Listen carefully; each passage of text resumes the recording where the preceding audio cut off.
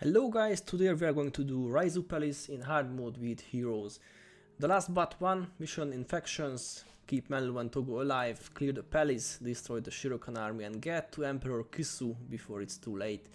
These are our tasks today, and in order to do them I recommend using spirits and technobabble. This is like the best way to shut down the many coasters we have in this place. For heroes I recommend 2 research Mesmers, they deal great damage and they have coaster shutdown. 1 soul twisting Ritu for party-wide support and defense, 1 Blood's Power Necro to feed the always hungry coasters, and for last I brought a Glimmering Mark LA because this elite does nice damage on bold up foes.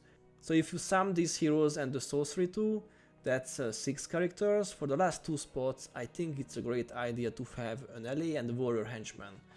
Why henches over heroes? Because of the celestial skill. You'll see in the beginning of the mission we can get a skill from Kunawang. Sadly heroes can't use them, but henchmen can. Probably the 2 best Sally skills are the warrior and ally ones. Both of them deal huge amounts of damage, and since there are plenty of bosses in this mission, Kai-Ying and Lucas can use these Sally skills multiple times. By the way, I prefer Lucas over Devona, because Lucas provides a bit of a party defense with watch yourselves and shields up. So after entering the mission we find ourselves in the palace and we must choose 2 additional allies. Wiki says the most time efficient is if you get Talon Silverwing and Danica, and to be honest usually I choose something randomly, but I believe what Wiki says. By the way, the timer only starts when you have selected the extra allies. You can also talk to Kunawang and get a celestial skill. I felt like the Rit version of this skill is not that good, so I stayed with my default build, but if you are an ally or warrior, best if you accept Kuna's help. Okay, so rule of thumb for this mission, we must defeat the Shirokon elementalists as fast as we can. You know, they have Starburst, Sliver Armor, and they are by far the most dangerous of the Shirokon army. Luckily Technobabble with spirits and Mesmer heroes will take care of them easily, and when they are done you can go for the Ritus and for the monks and the rest.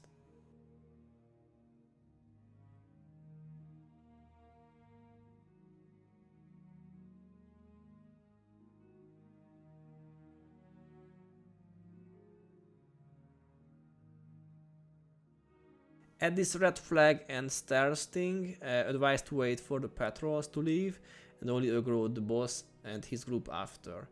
I think the bosses share their places with each other in this mission. This time I got a warrior, but honestly I don't think it matters much if your party is strong.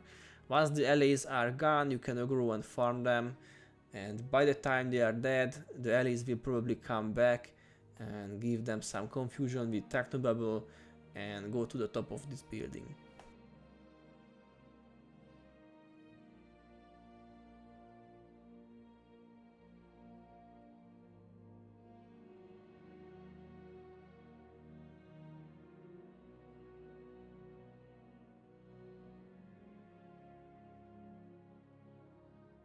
Skip the intro and now we can avoid groups in this big room because of Talon Silverwing. I think if you don't choose him, enemies will come from the left and the right sides too. So this will save us a minute or 2 at least.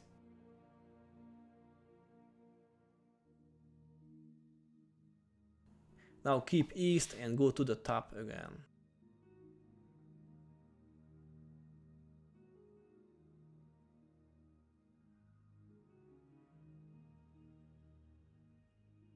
Destroy the boss and you can go on.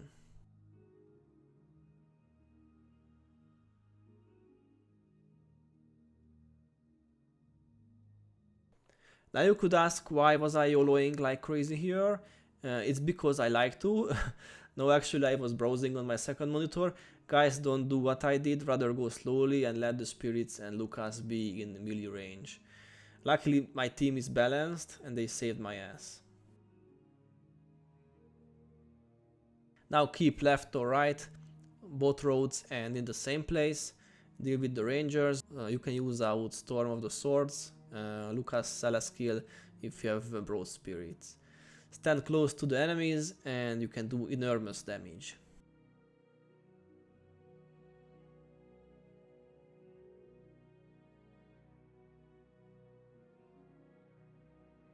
Be careful if you get the LA boss, it can wipe the party. Try to use Technobabble on the rangers and cause daze condition on the boss like this. I haven't mentioned it yet, but Technobabble 1 daze bosses directly. And now poor Lucas died because of sliver armor, but no problem since we have got resurrection skills.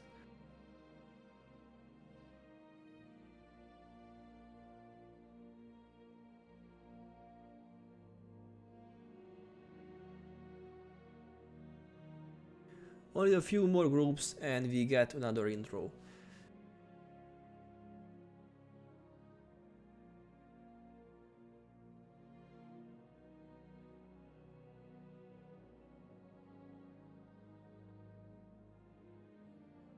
The gate closes and get ready for some more fights.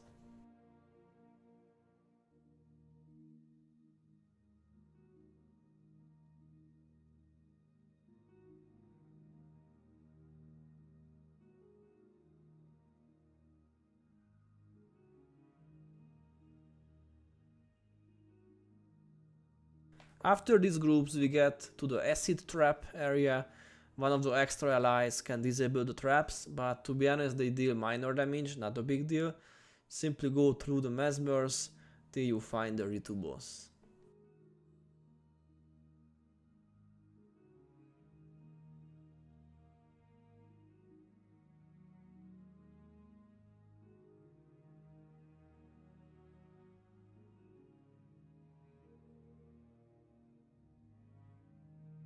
I think this one is always a Ritu.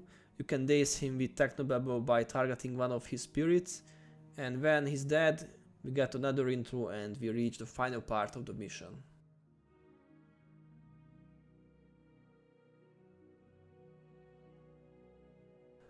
Only one monk and one Mesmer boss here.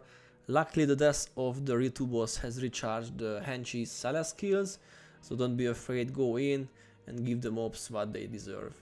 Of course you can micromanage the ST spirits if you want, or you can simply YOLO like I did.